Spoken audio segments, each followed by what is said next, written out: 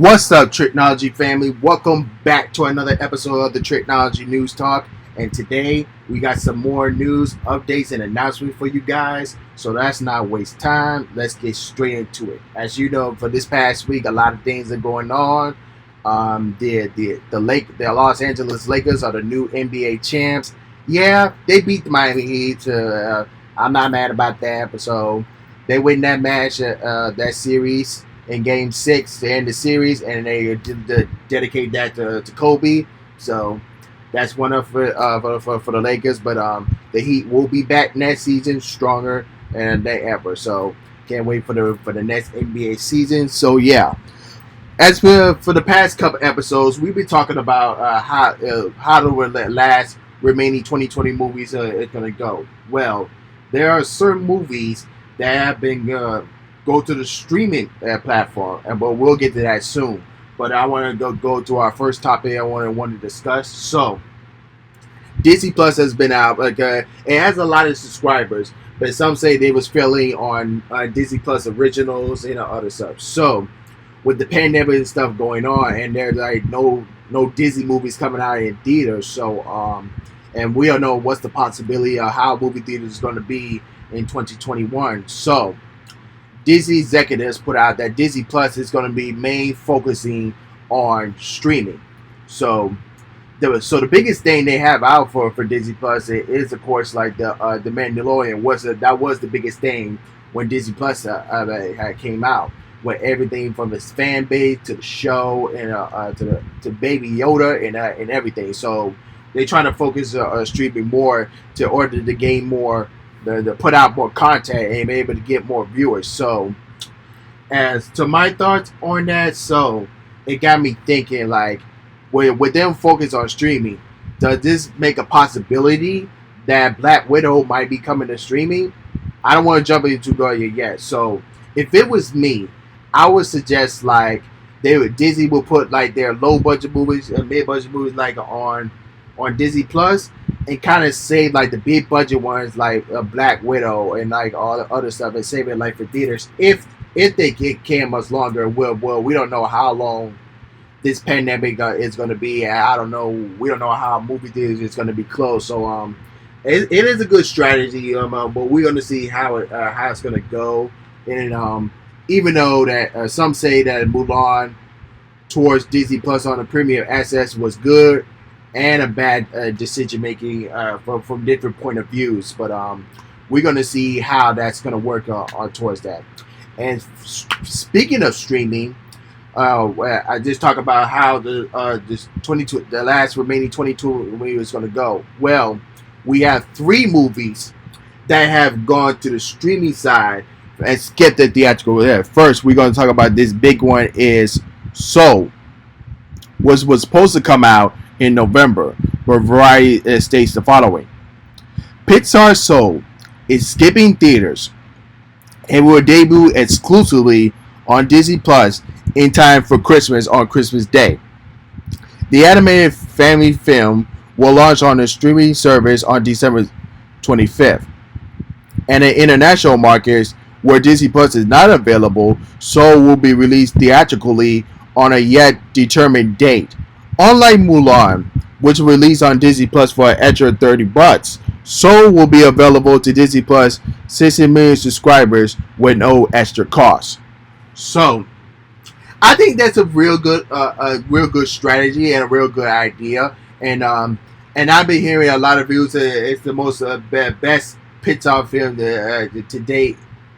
And I'm there kind of thinking like, yeah, even though that if we wasn't in this pandemic era situation, I'm pretty sure it would make a lot of money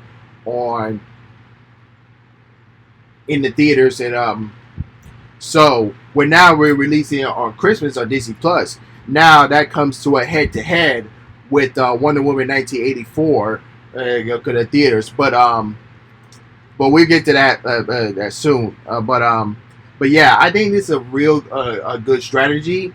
Because come Christmas time, you're going to want to watch that with your family members, especially if you have kids that definitely want to watch this. So it will definitely going to get a lot of viewers on there.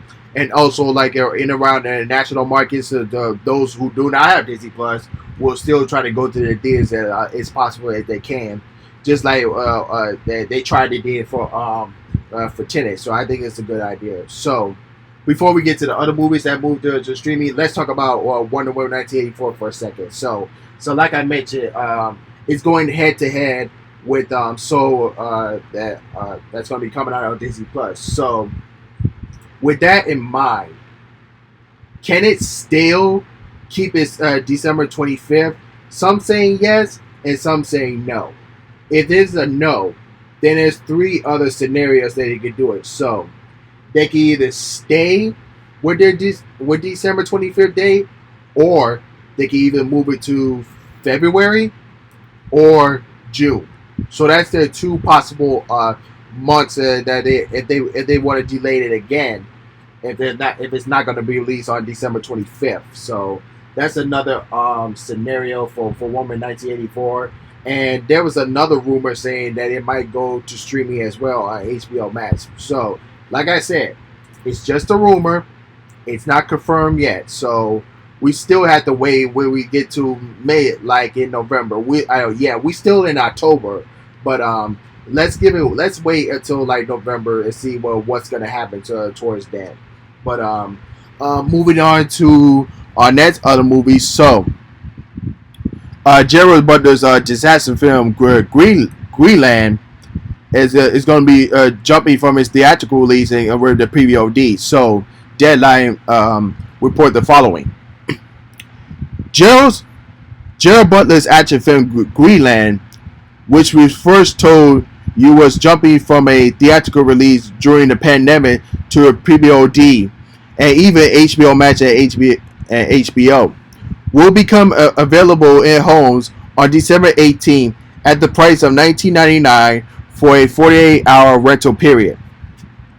The STX Films movie has already opened number one in 24 offshore markets, grossing over $45 million off a $35 million production budget.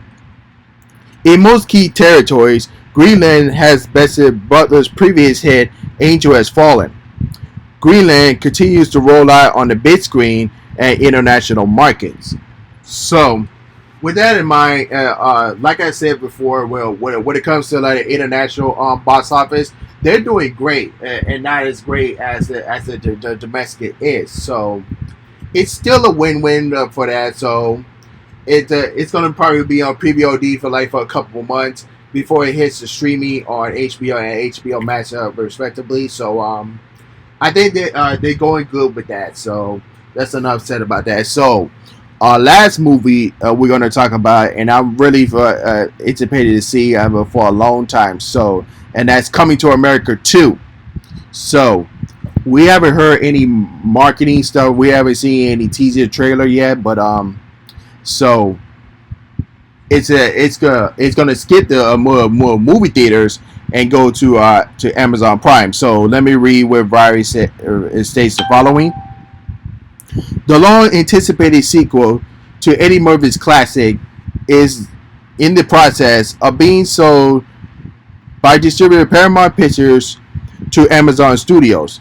In a deal worth roughly $120 million, Insider says. The expected streaming premiere date is December 18th, sources added. Final details has been hammered out, sources say, including two complex consumers marketing ties with McDonald's and whiskey brand Crown Royal, which are expected to transfer over to Amazon Studios with the film.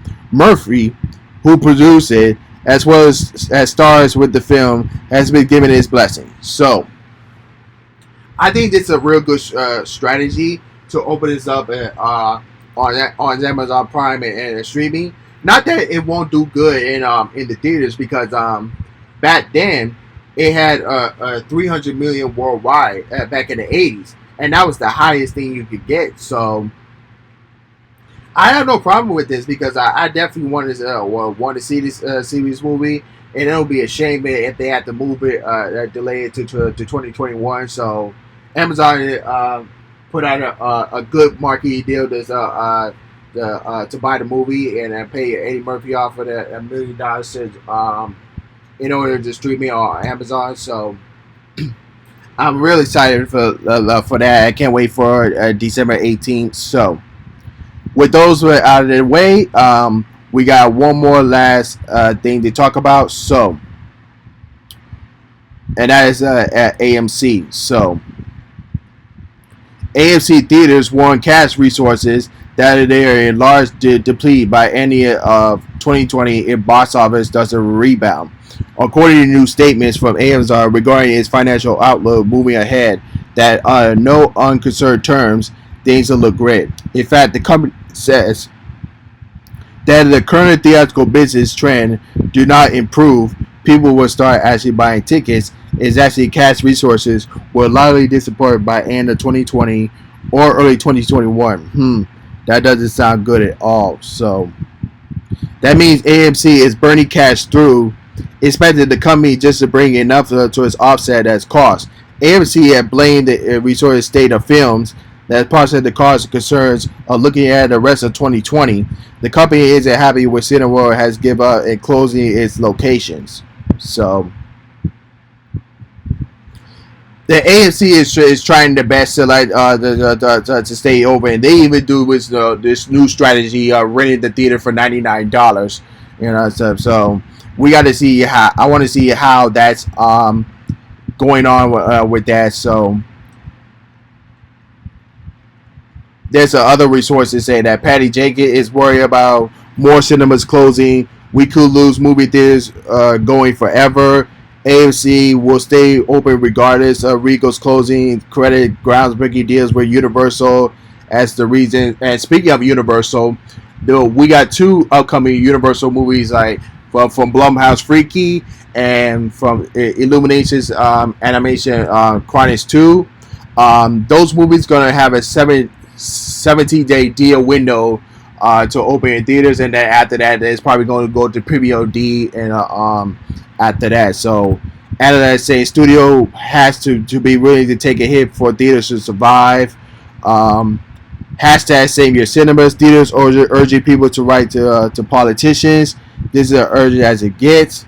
Cineworld's CEO blames New York's government inflexible for causing companies to shut down U.S. and U.K. theaters again. So what does this mean? So we don't know what's going to happen towards the end, but that's all the news for you guys today. Let me know in the comments what you think, and don't forget to like, share, subscribe, and hit the notification bell when new episodes are uploaded. And other than that, this is Trico, and I'm signing off. Peace.